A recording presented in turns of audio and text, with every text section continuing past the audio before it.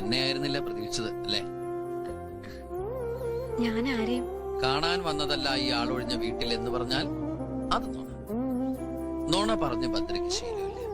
ശ്രമിച്ചാലും ഈ കണ്ണുകൾ അതിന് കൂട്ടു നിൽക്കില്ല. ഇരിക്കിഷ്ട. പ്രതീക്ഷിച്ചത് ഡോക്ടർ അരുണിനെയാണ്.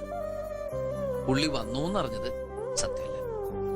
നിർദോഷമായ ഒരു കള്ളം ഏത് ശാരദ ടീച്ചർക്കും പറയാം. ഇനി ഇവിടെ ഒരുപാട് ആൾക്കാരും വരില്ല. കാരണം ഞാൻ വാങ്ങിച്ചു.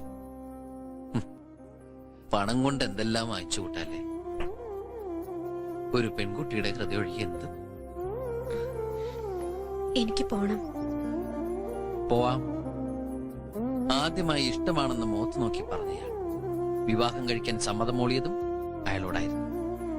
അയാൾ ഇപ്പോഴും അവിടെ തന്നെ നിൽക്കല്ലേ, ഒരു വേദനയായിട്ട്. അങ്ങനെ വേദനയൊന്നുമില്ല. പിന്നെന്തിനാ വന്നു എന്നറിഞ്ഞപ്പോ ഓടിയെത്തിയത്?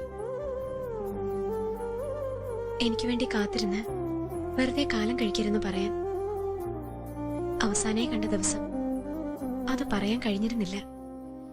എനിക്ക് വേണ്ടി കാത്തിരിക്കണ്ടെന്ന് പറയാം, കൂടെ വരാൻ ഞാൻ ഒരുക്കോണെന്ന് പറയാം.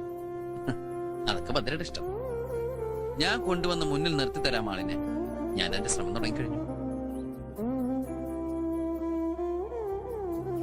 എന്തിനാ ഇങ്ങനെയൊക്കെ ബുദ്ധിമുട്ടുന്ന? ഭദ്രയ്ക്ക് വേണ്ടി. അത്രയേറെ ഇഷ്ടമാണ് ഇയാളിനെ കൂട്ടിക്കൊള്ളൂ.